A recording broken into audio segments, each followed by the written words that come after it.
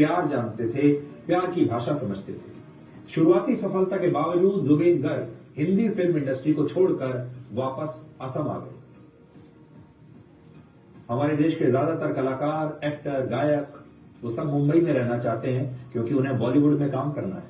लेकिन जुबीन को मुंबई पसंद नहीं आया। उन्होंने कहा, मुंबई तो बहुत भाग दौड़ वाला शहर है, वहां लोगों में अहंकार दिखाई देता है, मैं ऐसे शहर में ऐसे लोगों के बीच नहीं रह सकता। जुबीन कहते थे वो जमीन से जुड़े एक साधारण से इंसान है, इसलिए वो अपनी माटी यानी असम में अपने लोगों के साथ ही रहना पसंद करते।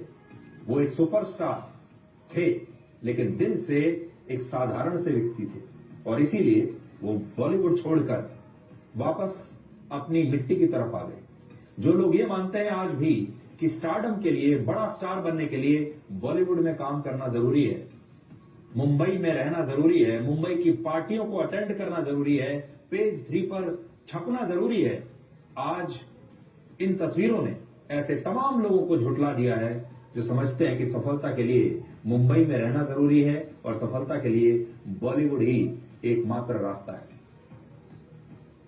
आप भी सोचते होंगे कि जुबीन को इतना प्यार कैसे मिल रहा है, तो अब आपको बताते हैं कि जुबीन गर्ग को असम के लोग इतना प्यार क्यों करते हैं।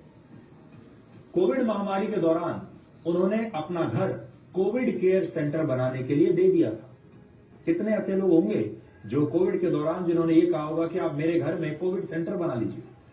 असम के एक उग्रवादी संगठन उल्फा ने उन्हें हिंदी में गीत गाने से मना किया था और कहा था कि अगर हिंदी में गाया तो जान से मार देंगे, लेकिन धमकी के बावजूद वो गाते रहे।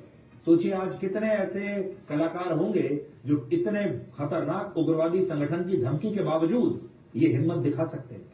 जुबीन गर्ग की अपनी कोई संतान नहीं थी और ऐसा कहा जाता है कि उन्होंने समाज की सेवा करने के लिए अपने बच्चे पैदा नहीं किए। वो समझते थे कि मैं अपने बच्चे नहीं पैदा करूंगा बल्कि समाज के बच्चों को गोद लूंगा, उनकी मदद करूंगा, और उन्होंने 15 बच्चों को गोद लिया, उनकी देखभाल की, उन्हें परिवार जैसा प्यार दिया और उनके सपनों को उसी तरह से पूरा किया जैसे कोई पिता अपने बच्चों के लिए करता है। समाज के बच्चों के लिए वो हमेशा काम करते थे, उनकी मदद करते थे। समाज में जिस किसी को भी किसी भी प्रकार की जरूरत होती थी वो मदद के लिए सामने आते थे। जुबीन गर्ग ने कई आंदोलनों में हिस्सा लेकर युवाओं को प्रेरित किया और जुबीन गर्ग से आज आप 4 बातें सीख सकते हैं। पहला, समर्पण। जुबीन ने संगीत को अपना जीवन बना दिया। वो कभी थके नहीं, कभी रुके नहीं, संगीत उनका जीवन था।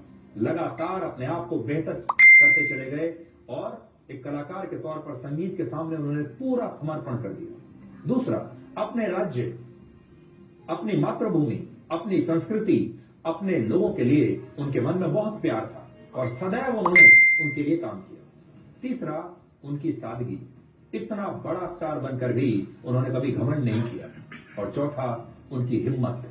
कलाकार की जिम्मेदारी सिर्फ मनोरंजन नहीं है बल्कि लोगों के हक की आवाज उठाना भी उसकी जिम्मेदारी होती है। एक और महत्वपूर्ण बात जो आप सीख सकते हैं वो ये कि हमारा जीवन कितना अनिश्चित है। आप देखिए, जब भी आप इस तरह की तस्वीरें देखते हैं तो आपके मन में भी बहुत सारे सवाल आते होते हैं। ये जो जन्म और मृत्यु का जो चक्र है, इसे लेकर हर व्यक्ति के मन में सवाल आते हैं जब हम इस प्रकार की तस्वीरें देखते हैं। सिर्फ 52 वर्ष के थे वो और 52 वर्ष की उम्र में इस दुनिया से चले गए। यानी हमारा जीवन कभी भी समाप्त हो सकता है। घमंड किस चीज का करना है? आप कितनी आसानी से अगले दिन की प्लानिंग कर लेते हैं, अगले हफ्ते की प्लानिंग करते हैं, अगले महीने की प्लानिंग करते हैं। आप कितनी आसानी से कह देते हैं कि कल मैं यहां इस व्यक्ति से मिलने वाला हूं, कल मैं यहां जाऊंगा। कितना भरोसा है हमें कल पर, कितना भरोसा रहता है हमें कि हम कल की सुबह देखेंगे, हम कल जो हमने सोचा है हम कर लेंगे। कितना भरोसा इंसान को रहता है, आपको भी रहता होगा। लेकिन ये भरोसा किसी भी दिन टूट सकता है, ये जीवन कभी भी समाप्त हो सकता है। इसलिए कम समय में ज्यादा से ज्यादा अच्छे काम कीजिए, जैसा जुबीन ने किया। जुबीन गर्ग को इतना प्यार मिला कि उनकी अंतिम यात्रा की तुलना आज अमेरिका के मशहूर गायक और कलाकार और डांसर माइकल जैक्सन और ब्रिटेन की प्रिंसेस डायना की अंतिम यात्रा में उमड़े लोगों से की जा रही है। लोग कह रहे हैं कि जैसी अंतिम यात्रा उनकी हुई थी, आज जुबीन की अंतिम यात्रा की तुलना उससे की जा रही है।